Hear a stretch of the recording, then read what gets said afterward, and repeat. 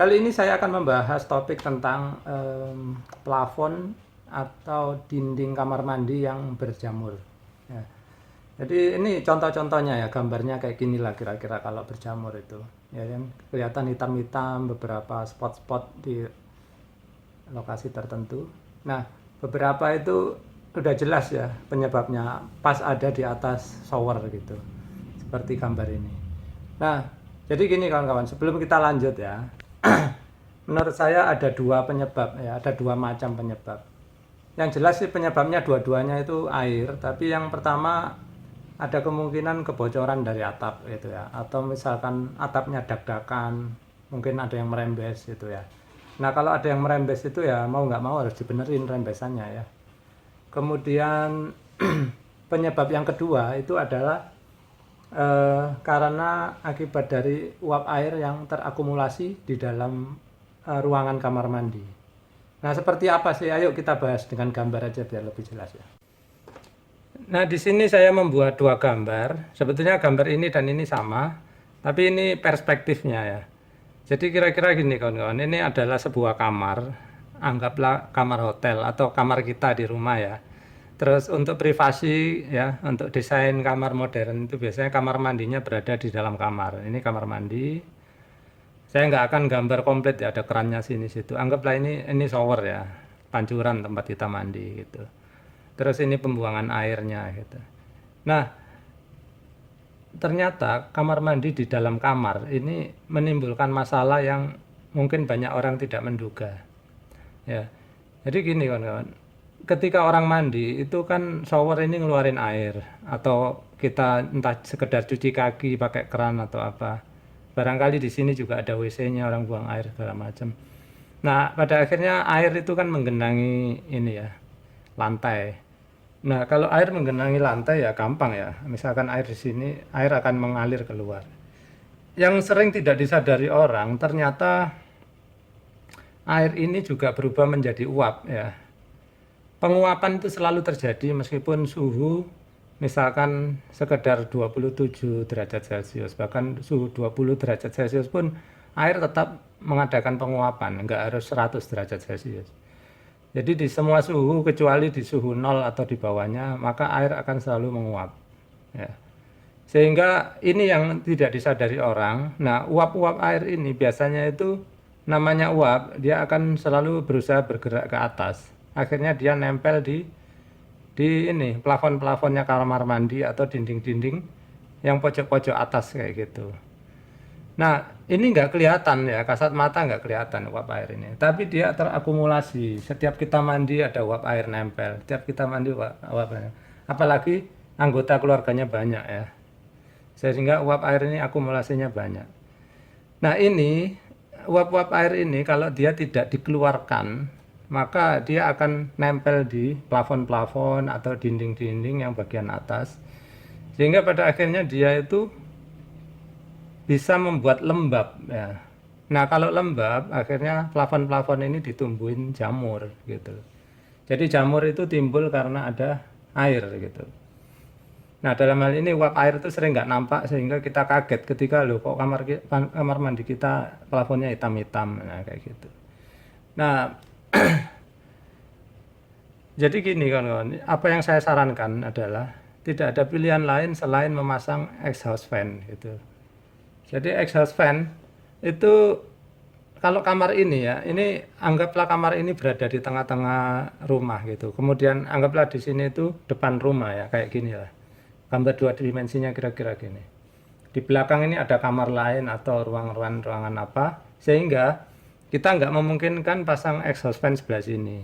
Atau di sebelah sana juga nggak memungkinkan, karena mungkin ada rumah tetangga misalkan.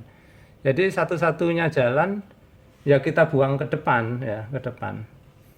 Jadi ini pengalaman saya pribadi ya. Saya juga di rumah itu saya gini kan. Saya menyadari bahwa kalau ada kamar mandi di dalam kamar pasti timbul akumulasi atau pengumpulan uap-uap air ini sehingga nantinya akan jadi lembab. Nah, kemudian saya dari awal membuat rumah itu, membangun itu, saya sudah rencanakan ini exhaust ini. Nah, kawan-kawan yang mungkin sudah terlanjur punya kamar mandi di dalam, kemudian pengen bikin exhaustnya kesulitan, sebetulnya sih gampang aja ya. Namanya rumah itu kan ini ya ada plafonnya ya kan. Ini bisa aja kita bawa ke atas ya, bawa ke atas seperti ini, lalu di atas plafon, anggaplah plafonnya dia ada di ya, di posisi ini gitu. Atau kalau ini nggak ada celah lagi ya, nggak ada celah lagi, ini lewatkan aja di ruangan gitu ya. Kadang-kadang desain rumah modern ini kan kadang ini ya kelihatan instalasinya, perpipaannya pun diekspos gitu, maksudnya nggak apa-apa kelihatan, terus nanti dihias-hias, mungkin malah dijadikan ornamen gitu. Nah terserah, intinya itu kita bikin saluran. Kalau saya itu pakai saluran pipa ini ya, pipa 4 inci ini ya, pakai pipa 4 inci. Nah kemudian gini kawan-kawan, Eh, kita kalau mengeluarkan uap air ini, kalau menurut saya ya, kita ini harus mengeluarkannya terus-menerus. Banyak kamar mandi yang dirancang itu hanya mengeluarkan uap air ini atau exhaust fan-nya itu hanya beroperasi ketika ada orang di dalam. Padahal ketika orang udah keluar terus mematikan lampu, kemudian exhaust fan-nya juga mati, maka sisa-sisa uap air di sini masih mengendap gitu loh, dia masih berterbangan. Padahal lantai yang masih basah ini dia masih mengeluarkan uap air. Sehingga apa? Menurut saya harusnya exhaust fan itu kerjanya 24 jam. Nah, kalau 24 jam intinya berarti kita harus cari yang hemat energi ya. Nah, dalam hal ini saya menganjurkan kawan-kawan tuh kalau bikin exhaust fan pakai ini aja ya. Ini adalah kipasnya panel listrik biasanya ya, atau kalau kawan-kawan yang tahu amplifier ya, apa itu pengeras suara itu kadang dipasangin ini. Tapi saya pakai yang 220, terus pakai yang ini kalau ini ukuran 12 cm kali 12 cm. Saya itu pakai yang ukuran 10 cm. Saya nggak punya contohnya, tapi barangnya persis seperti ini. Nah, kenapa hemat energi? Ini wattnya ya kawan-kawan, cuman sekitar 20 watt kalau segini. Nah, kalau yang 10 cm kecil lagi mungkin cuma 15 watt. Jadi kalau nyala 24 jam harusnya kita nggak terlalu khawatir ya, karena ya lampu zaman sekarang itu kawan-kawan pun mungkin di rumah pakai lampu yang kayak 20 watt atau 30 watt itu. Ini lebih kecil lagi dari lampu ya. Terus pemasangannya nanti pemasangannya itu di sebelah sini kawan-kawan. Jadi bukan pas di kamar mandinya, justru saya naruhnya di sini. Kenapa? Karena lebih bebas. Jadi kalau kita ada pemasangan perbaikan gitu ya, kan butuh tangga tuh naik. Nah, lebih gampang daripada kita benerin di kamar mandi. Nah, efeknya sama saja. Intinya kipas ini menarik udara keluar sehingga yang dari dalam ini udara beserta uap air semuanya terhisap ke sana. Nah, mudah-mudahan jelas ya kawan-kawan dari sini. Terus kalau untuk kipas ini tadi ya kawan-kawan cari yang ini ya dayanya 220 volt tegangannya. Seperti halnya lampu-lampu di rumah kita itu semuanya 220 volt. Jadi kalau beli dibaca dulu, jangan salah yang 12 volt. Kalau 12 volt itu biasanya dipakai untuk elektronik ya. Ingat 220 volt AC ya. AC itu alternating current yang memakai listrik PLN gitu. Nah, di sini ya kawan-kawan minta tolong orang yang ngerti listrik ya kan. Nanti kabelnya dihubungkan. Nah, ini saya beri contoh ya. Saya di rumah gambarnya seperti ini. Nah, terus hasilnya ini saya fotokan ya. Nah, ini plafon di rumah saya kelihatan ya putih semua, tidak ada bercak hitam sedikit pun.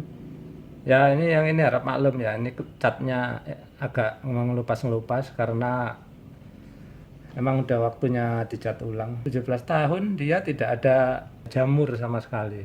Jadi saya pikir cukup efektif. Nah, pipa ini sendiri, seperti saya bilang tadi pakai pipa 4 inci, terus di luar kipasnya tadi pakai yang ukuran 10 kali 10 ya. Harganya pun murah kok, ada yang ya sekitar 50.000 gitu ya. Kalau dihitung-hitung 20 watt listriknya pun nggak seberapa lah dalam. Kemudian ini apa ya kak, saya ini aja ya, saya kasih contoh. Kalau di rumah saya, karena saya udah perencanaan dari awal, posisi lubang pipa ini berada di atas plafon ya. Jadi plafon kamar kamar tidur saya itu agak rendah karena apa, menghindari pipa ini. Tapi seperti saya bilang, terserah kawan-kawan, mau dipasang di bawah plafon pun boleh. Entah nanti dipakai di sini untuk hiasan kan, dikasih sangkutan atau apa. Oh ya, satu hal yang tidak kalah penting ya kawan-kawan. Karena kita di sini itu kan punya exhaust fan ya. Exhaust fan itu artinya kipas yang menyedot keluar gitu ya, mendorong keluar. Nah, karena udara di sini itu kan semuanya dihisap ke sana tuh. Exhaust fan-nya kan ada di sini ya, kotak gitu. Kita pasang di sini, udara diembus ke sana. Nah, karena udaranya kan dihisap ke sana tuh, maka kawan-kawan harus pastikan bahwa ini floor drain ya, atau saluran pembuangan air di sini itu bisa tersekat dengan baik. Nah, tentang model ini itu kemarin saya sudah pernah membahasnya di video saya sebelumnya, bagaimana cara menghilangkan bau dengan memilih floor drain yang tepat gitu ya. Kawan-kawan boleh lihat video saya sebelum ini, kira-kira 3 atau 4 video sebelum ini. Nah, selain di sini pastikan tertutup, entah itu kawan-kawan pakai model sifon atau model yang ada tutupnya pakai per atau pakai magnet. Pastikan bahwa di sini, di pintu ini ada akses udara masuk ya. Jadi kalau pintunya jangan pakai pintu yang tertutup rapat. Entah itu pintu yang agak naik ke sedikit, yang penting masih ada celah udara. Karena apa? Kita kan butuh udara masuk ke dalam ya. Karena apa? Yang udara di sini dihisap keluar ke sana. Kalau di sini kita nggak beri akses ya, maka nanti yang pertama ini exhaust fan ini akan ngotot kerjanya sehingga ampernya naik, sehingga wattnya pun naik. Kemudian resikonya ini kipas cepat rusak ya. Risiko kipas cepat rusak, atau kalau nggak cepat rusak wattnya jadi tinggi ya, ampernya jadi tinggi atau jadi panas kayak gitu. Intinya harus disediakan ini ya. Nah, ini kalau pintunya kawan-kawan mungkin bisa diakali dengan yang ada kisi-kisinya, tahu ya, kisi-kisi angin, sehingga udara bisa masuk lewat kisi-kisi gitu. Anggaplah di sini ada pintu. Nah, pemakaian kipas yang ini tadi ya, ini namanya kalau kawan-kawan tanya, mungkin tanyanya kayak kipas panel listrik, atau di internet sering disebut axial fan gitu ya, atau kipas yang aksial karena dia arahnya itu aksial gitu. Nah, kipas yang model gini itu awet banget gitu ya. Saya itu mungkin selama rumah ini saya bangun sekitar 17 tahun yang lalu gitu ya. Itu saya kayaknya baru pakai 2. Satu kali rusak, kemudian yang satu lagi itu ya saya pakai sampai sekarang. Jadi satu kipas ini mungkin bisa bertahan lebih dari 5 tahun. Nah, kalau kita bandingkan dengan exhaust fan yang model kayak gini-gini, ya ini gambarnya exhaust fan gitu. Jelas yang model axial fan ini lebih hemat energi. Tapi memang kalau dibilang ya, itu aliran udaranya nggak sekencang exhaust fan yang beneran ya. Tapi apa, exhaust fan yang beneran ini, yang pertama tadi kerugiannya wattnya besar, kemudian suaranya juga berisik, kenceng gitu. Kayak kita di hotel ya, di hotel-hotel yang berbintang gitu, itu biasanya dipasang exhaust fan yang beneran, makanya suaranya berisik ya, kayak gitu. Kita waktunya tidur pun bunyi terus kipas itu. Nah, kipas ini kecil sehingga suaranya lebih halus. Nah, kalau kawan-kawan nanti ya cara masangnya itu gampang. Di sini ini kan ada lubang-lubang baut ini kan. Lubang-lubang baut ini bisa dilepas dulu. Ini nggak harus dipakai, nggak apa-apa ya. Ini dilepas dulu terus ditempel, nanti dibaut ke dinding. Ya saya nggak perlu ngajarin ya cara nempel apa nancapkannya. Kemudian biar suaranya, namanya kipas itu kan pasti ada getaran meskipun kecil. Nanti terasa mendengung. Nah, kalau terasa mendengung, terasa mengganggu ya. Di sini bisa dilapisi dengan gabus atau dengan ban gitu ya, karet ban gitu. Sehingga waktu nempel ke dinding itu dia ada bantalannya berupa ban tadi. Nah, exhaust fan ini sebetulnya bukan exhaust fan ya. Cuman exhaust fan tipe saya ini, mungkin nanti kawan-kawan ya yang punya exhaust fan di rumahnya biasanya nih ikut komen gitu kadang. Ah, itu kan alirannya kecil gitu. Seperti saya bilang tadi, meskipun ini alirannya kecil, tapi karena dia terus-menerus 24 jam, maka kawan-kawan pergi, tidur atau apa, dia bekerja terus sehingga dia menjaga agar udara di sini kering terus ya. Jadi kawan-kawan coba buktikan nanti yang pakai ini 24 jam ya, pasti lebih segar. Terus kamarnya pun nanti akan terasa lebih segar. Kenapa? Karena bau-bau yang dari kamar mandi ini ataupun kelembapannya dia langsung dibawa keluar oleh kipas ini, meskipun pelan ya, meskipun pelan nggak terlalu kencang tapi continue itu, dia menang di continue-nya ya kawan-kawan. Nah demikian tadi ya kawan-kawan, jadi ternyata tanpa kita sadari kalau kita membangun kamar mandi yang dia tidak ada jendelanya keluar, maka problemnya adalah seperti itu. Uap air yang di dalam ya, hasil penguapan dari air yang di lantai atau waktu kita mandi, uap airnya itu nggak bisa lari kemana-mana, akhirnya dia nempel ke plafon, ke dinding-dinding sehingga menjadi berjamur dan hitam.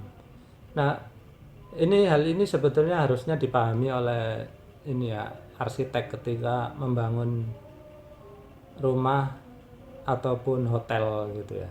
Tapi pada kenyataannya pernah saya jumpai juga ya hotel bintang 3 gitu, berjamur atapnya. Terus saya lihat keliling emang nggak ada ininya, nggak ada exhaust fan-nya gitu.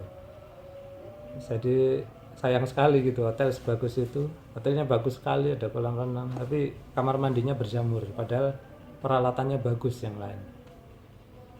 Baik, sekian dulu ya kawan-kawan, mudah-mudahan informasi kali ini berguna dan bisa diaplikasikan di rumah ataupun di tempat Anda. Terima kasih sudah menyaksikan.